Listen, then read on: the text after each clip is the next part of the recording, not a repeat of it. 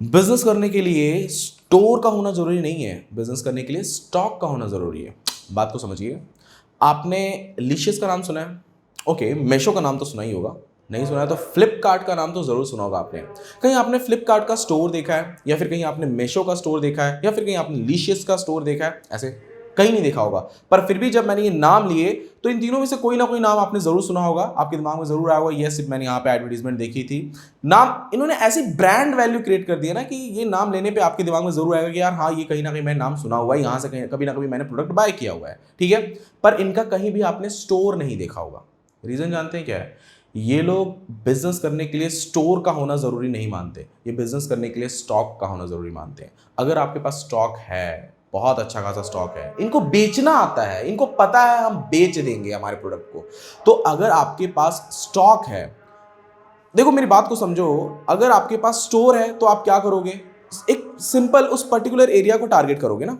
आपका कहीं एक मान लो शॉप है, बिजनेस करने के लिए कोई भी यही सोचता है कि मेरे पास शॉप होना चाहिए, फिर उसके अंदर मेरा जो इंफ्रास्ट्रक्चर होगा, प्रोडक्ट्स होंगे, बाकी जो बिजली बिल वगैरह सब यूटिलाइज होगा, ये सबका खर्चा तो वो पहले से जोड़ के रखता है। बट शायद आपको ये नहीं पता है कि इन सब खर्चे की जरूरत ही नहीं है, क्यों हम इतना ज्यादा एक्सपेंस लाएं। वो सारा एक्सपेंस अगर हम मार्केटिंग में डालेंगे तो हमारी ब्रांड वैल्यू क्रिएट होगी, बार बार कस्टमर हमारे पास आएगा। ठीक है, तो जितने भी ये बड़े एप्लीकेशंस मैंने बताए, फ्लिपकार्ट हो गया, मेशो हो गई, बहुत बड़ी कंपनी, आपने आपने ना इतना ज्यादा इन्वेस्टमेंट करने के बाद भी आप उतना ज्यादा अर्निंग नहीं कर पाते होंगे जितना ये लोग कर जाते हैं। ठीक है, ये लोग खैर इनका इन्वेस्टमेंट भी बहुत ज्यादा है, पर स्टार्टिंग के फेस में भी अगर देखा जाए, मान के चलो अगर आपने 10 लाख रुपीज इन्वेस्ट किया एक बिजनेस में, आपके कोई भी एक बिजनेस को स्टार्ट करने के लिए, और वही 10 लाख रुपीज अगर आप एप्लीकेशन में इन्वेस्ट करते हो सही तरीके से, अगर आपको पता है कि मुझे इस बिजनेस को, मतलब देखो थोड़ा सा टेक्निकल होना भी जरूरी है, अगर आपको पता है कि कैसे प्रमोट करके मैं कस्टमर्स ला सकता हूं, तो आपके पास जो स्टॉक पड़ा हुआ है उस वो बहुत ही कम पड़ जाएगा। सिंपल सीधी बात है, आपको थोड़ा सा टेक्निकल होना है और आपको पता होना चाहिए कि आप क्या बेच रहे हो, कैसे बेच रहे हो। ठीक है, आज इस वीडियो में मैं आपको बताने वाला हूं कि एक एप्लीकेशन की मदद से आप अपने बिजनेस को कैसे ग्रो कर सकते हो। If you don't have store तो कोई बात नहीं, आप स्टोर नहीं होना बहुत अच्छी बात है एक तरफ से, क्योंकि आप सारे एक्सपेंस से बच रहे हो। स्टोर है तो भी अच्छी बात है, आपका जो ऑफलाइन बिजनेस चल रहा है उसके साथ साथ आप अपने बिजनेस को ऑनलाइन भी ग्रो कर सकते हो। ठीक है, अब मैं आपको बताता हूं एक एप्लीकेशन के जरिए आप अपने बिजनेस को ग्रो कैसे करोगे। देखो क्या होता है ना, मान के चलो आपका एक ग्रोसरी का शॉप है। ठीक है, एग्जांपल के तौर पे मान लो आपका एक ग्रोसरी का शॉप है। अभी अगर आप बिजनेस कर रहे हो तो आपको ये पता है कि मेरे पास ये कस्टमर्स आते हैं, ये मेरे रेगुलर कस्टमर है, इनको सर्विस अच्छी देनी है, क्रेडिट पे भी आप उनको दे देते हो, समटाइम आप उनको उधार भी दे देते हो सामान। ठीक है, लेकिन आपको ये पता है, क्या आपको ये पता है कि जो आपके पास रेगुलर कस्टमर्स आ रहे हैं, कि मान के चलो एक आदमी ने आपसे राशन लिया, आज जो भी उसका डेट है, मान लो आज 1 तारीख है, उसने आपसे बराबर राशन लिया, क्या आपको पता है उसके घर पे राशन दोबारा कब खत्म होने वाला है? क्या आप उसे राशन खत्म होने पे अच्छा ऑफर देके दोबारा बुला सकते हो? नहीं बुला सकते हो। अगर आपके पास एप्लीकेशन नहीं है, वेबसाइट नहीं है, तो आप उनको दोबारा नहीं बुला सकते हो।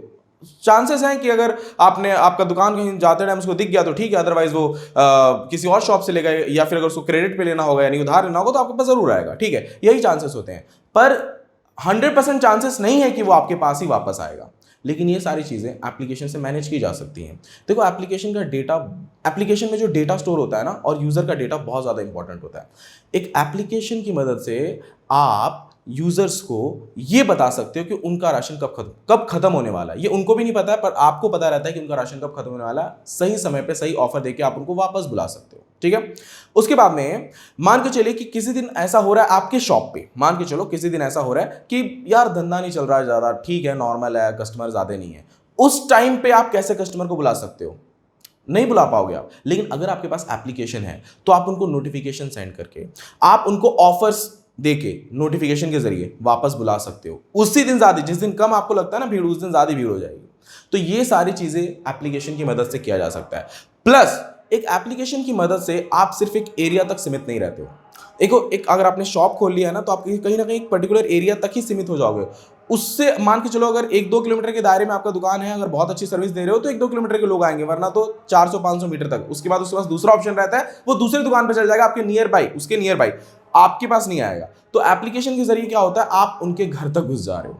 ठीक है, आप उनके घर तक घुस के आप उनको सर्विस देकर आ जा रहे हो। ये एक एप्लीकेशन का होना बहुत ज्यादा फायदेमंद होता है एक बिजनेस के लिए। ठीक है, आई होप दोस्तों आपको ये बातें समझ में आ गई और आप ये समझ गए कि एप्लीकेशन का होना कितना ज्यादा जरूरी है किसी भी बिजनेस के लिए। मैं ग्रोसरी शॉप की बात नहीं कर रहा, कोई सलून वाला है ना, उसके लिए भी बहुत ज्यादा जरूरी है। वो अपॉइंटमेंट बुक कर सकता है और भी बहुत सारी चीजें कर सकता है।